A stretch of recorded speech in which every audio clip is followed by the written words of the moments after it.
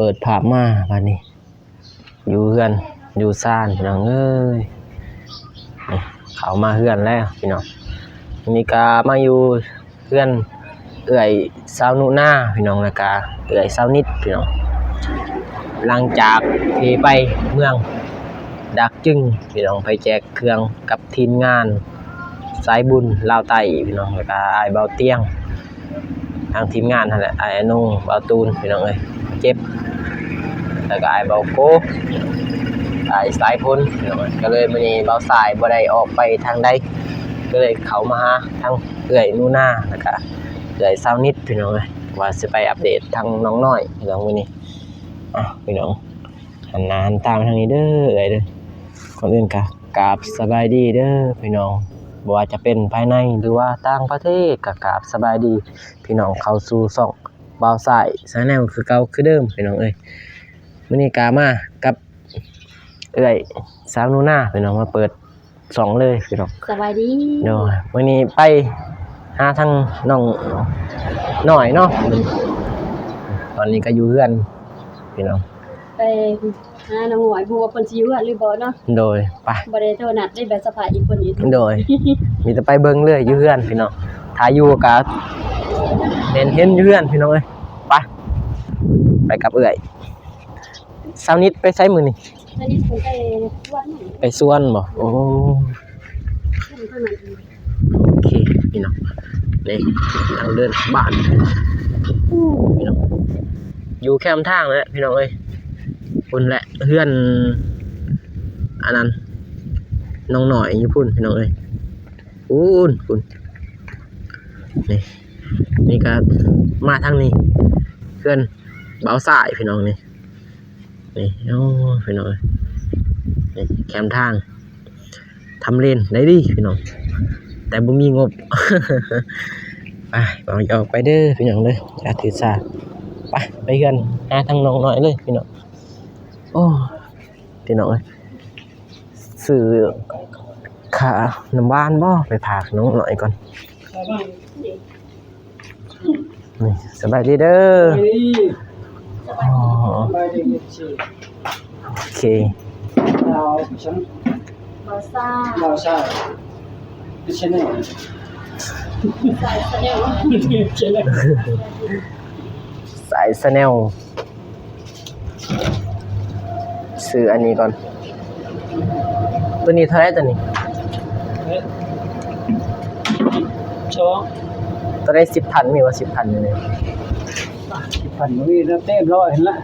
เต็ม100โอเคฉันเอาตัวนี้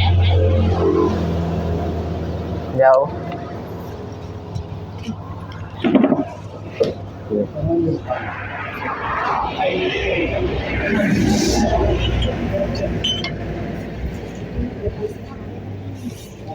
วิวมาค่ะโอเคพี่น้องเอามีทุ่งบ่34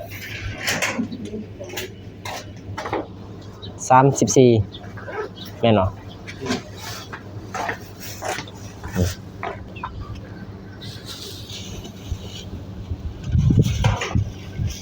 มันมักลงเนาะ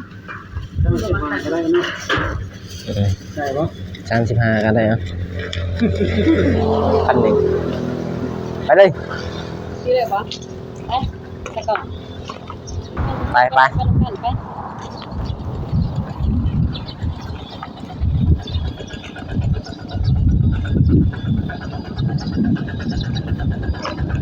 โอ้ยพี่น้องเดินทางไปโอ้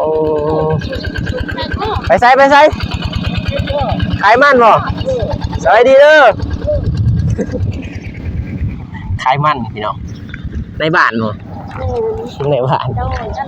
เจ้าหีดแม่เจ้าหีดเจ้าหีด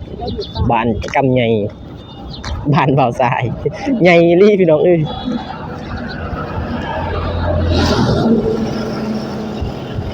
โอเคพี่น้องไปกับทีมงานวันนี้มากกับนูนาสาวนิดไปยกมันพี่น้องยูทูบเบอร์คาเวียกนิดนึงโอเค กับบ่ใกล้พี่น้องเอ้ยมาแต่เฮือนวัดสายประมาณ70เนาะ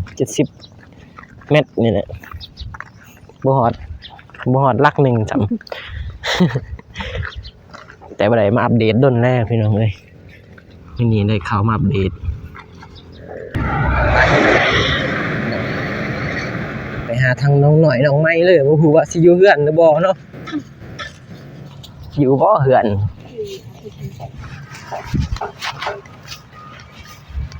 โอ้ยมีสร้างเข้ามาแน่นอนแม่นเนาะ มันจะผ่านขนาดนี้เนาะ อ๋อเอามีคอหยัดติดใหม่สำบายโอ้ยสร้างเลย แต่ว่า2 วัน3 วันน่ะติ3 วันมื้อนี้เนาะ 3 วันเลยมัน อืม โอ้เมื่อวานนี้ไม่ได้เข้ามาพี่น้อง กว่า ไป มื้อก่อนซาโดนามาก็สนิทเด้ แม่อัปเดตอยู่บ่ แม่นเพิ่นกำลังตัดรังซื้อมา โอเคเข้ามาอัปเดตเนาะ แม่นแต่ว่านี่บ่ได้เข้ามา โอ้ว่าสื่อกระสางเนาะสื่อกระแลมก็ดีเนาะโอ้ ซื้อก็แล้วมันก็ได้ไป สื่อกระแลมให้สร้างตามงบประมาณ งบประมาณ ตาม ห ง น่ บ อย บ่เวลาข้ามทางนี่ยานจะรถเด้นี่ สื่อกระแลม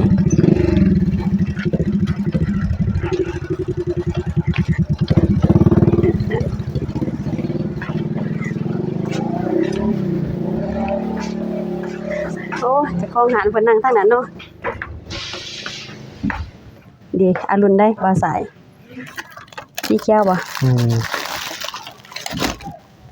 ก่อนเท่าไรกระแลม ก่อนฟันเริ่มก่อนขาฟัน ก่อน เอาตัวนี้เนาะ ตัวนี้น่าสิได้อยู่ อาจจะก่อนบ่สายใส่เลยทงเพิ่น หาก่อนพอเนาะ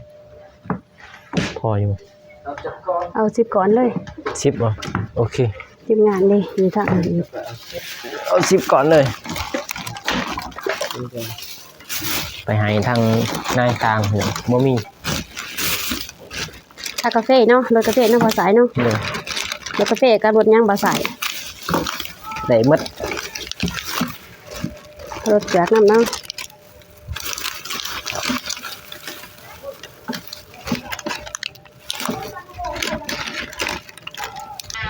ไป ไป โอเค พี่น้องจากย่านบ่พอสร้างก็เลยว่าซื้อกระแลมพี่น้องเอ้ยนำส้มกับน้ำหวานยันบ่ครบพี่น้องบ่มีงบปานใดน้องบ่าวสายกันก็เลยซื้อกระแลมคือสิครบน้องเนาะสร้างไป ไป ไปเลยเดี๋ยวไอ้นู่นน่ะ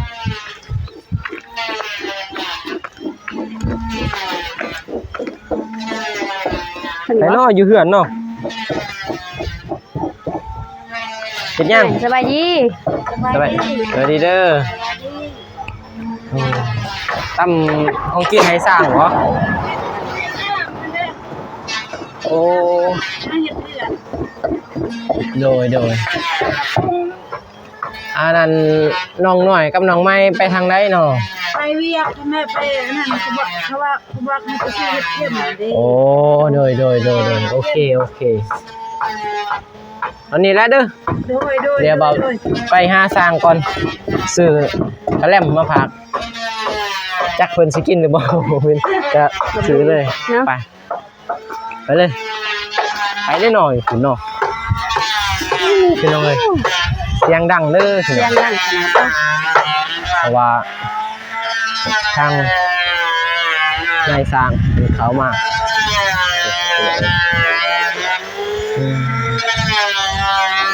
โอเค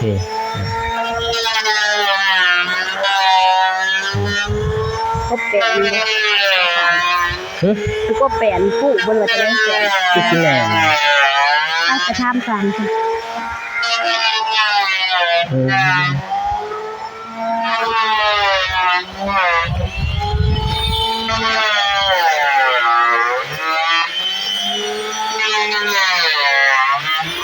โอ้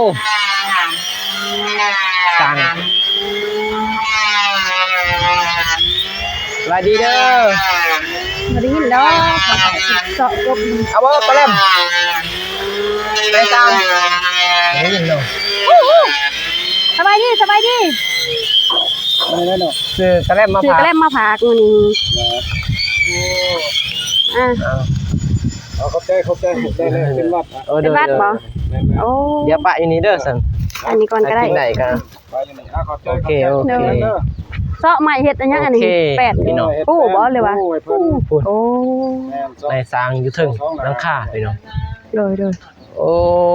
เต็มเลยพี่น้องสบายดีเด้อบามิก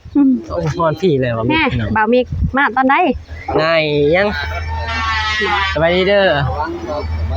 บ่าววังบ้านหน้าบ่อันนี้มา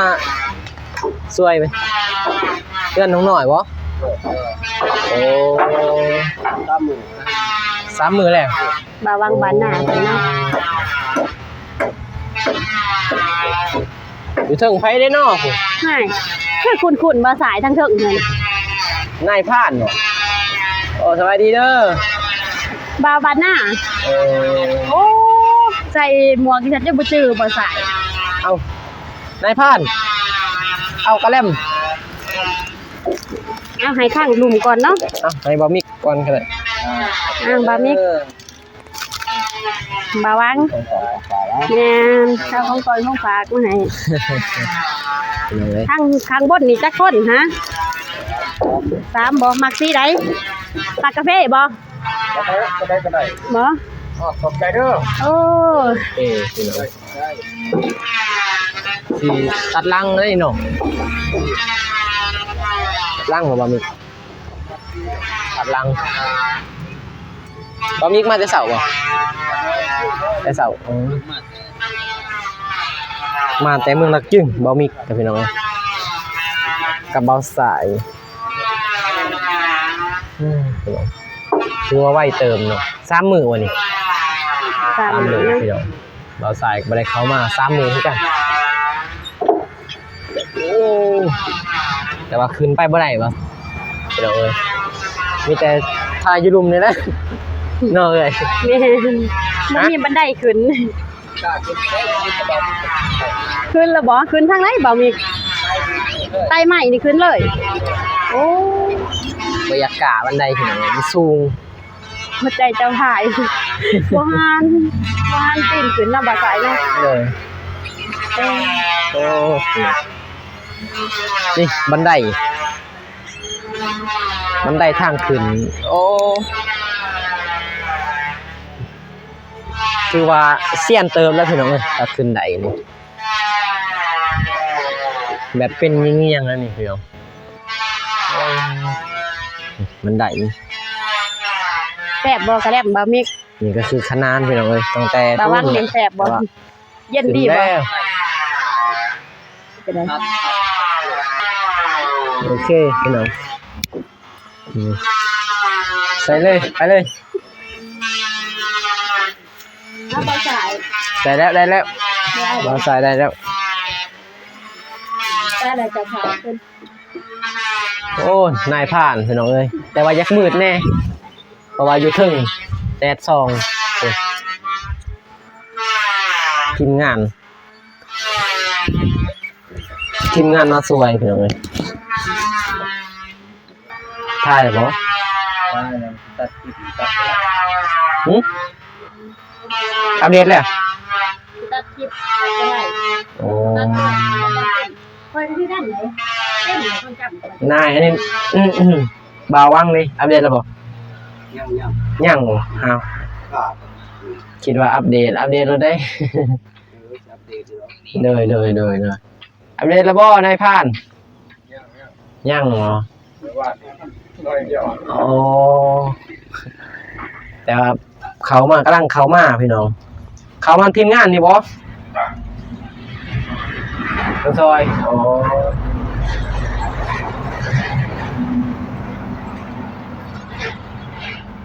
พี่น้อง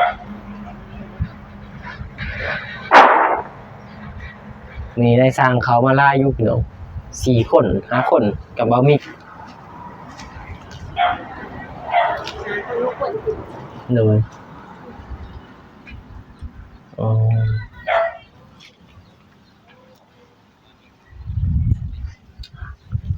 ถือว่าใหญ่สูงเนาะแต่ว่าบ่ใหญ่แต่ว่าสูงแห่งใส่หลังคาแห่งสูงพี่น้องเอ้ย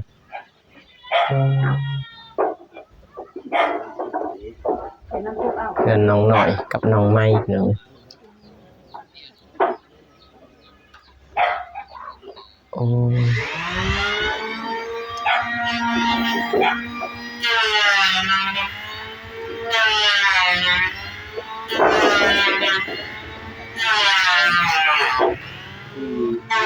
ลังกุ๊บเลยโอ้ตัวใหญ่เติบเลย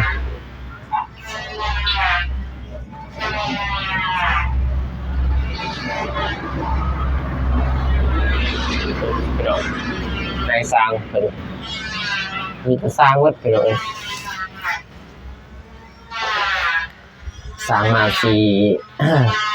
4-5 คนทุกคนเลยเป็นมาตัดรังให้ทางน้องหน่อยทางน้องไม้ถึงเอาใส่ก็มาได้เขามาด้นเติบ3-4-5 มื้อคือวันในสร้างเพิ่นเขามาทัวร์ไว้เติบเลย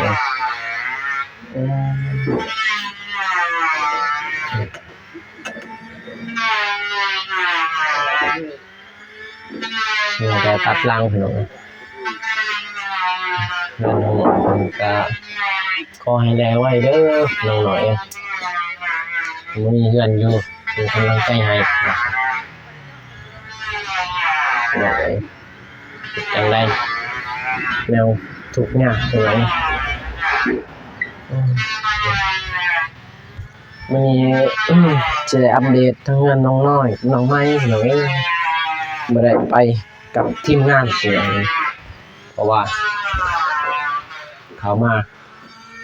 เพื่อนน้องหน่อยน้องไม้ก่อนเสียแต่ว่าทีมงานก็คือสิได้ไป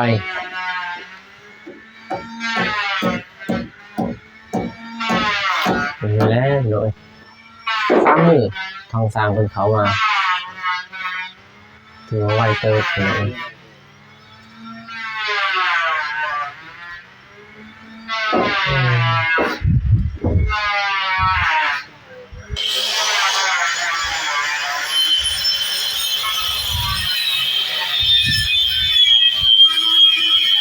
โอเคพี่น้องที่จะลงให้ตามคนนี้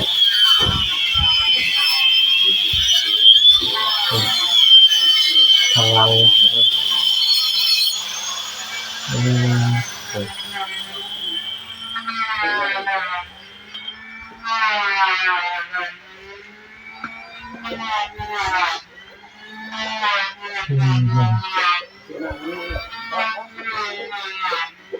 ยานไม้ตกใส่หัวไปเลยออกมาก่อน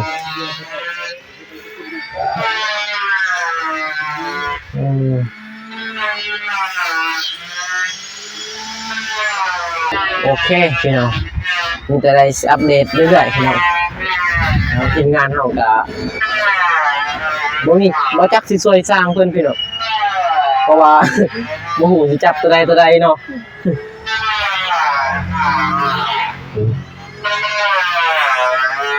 ไปหาทางใดแม่ยังไม่เฮ็ดกับเขาโอ้พี่น้องเอ้ยโอเคพี่น้องเป่าลายมันสิยาวพี่น้องเอ้ยทางสร้างเพิ่นก็มุมมัมเฮ็ดกลับมาเบิ่งทางเอื้อยพ่อแม่แต่ว่าน้องไม้เพิ่นให้เรียกติดธุระเนาะกะว่ากะเล่มกะเรือบ่เอ้ยนั่นน่ะก็เลยมาให้ทางพ่อแม่เอ้ยน้องเอ้ยน้องหน่อยน้องหน่อยน้องไม้สบายดีเด้อ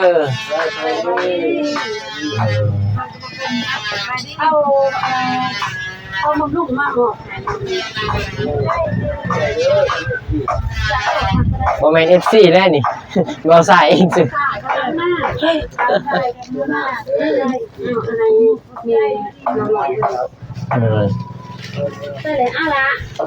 สบายดีเด้อน้องรัด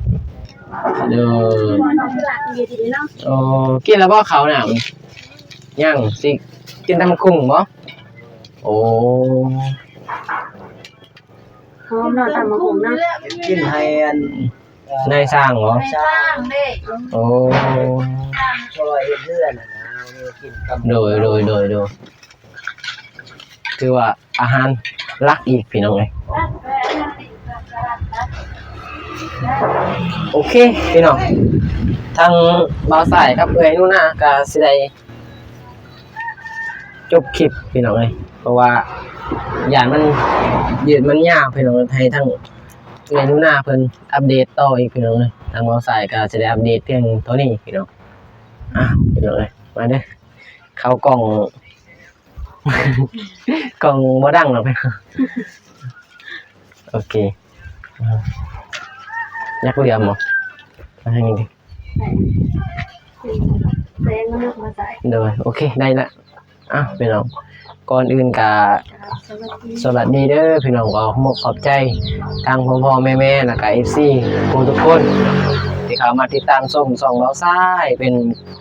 กำลังใจให้ทางเบาซ้ายสู่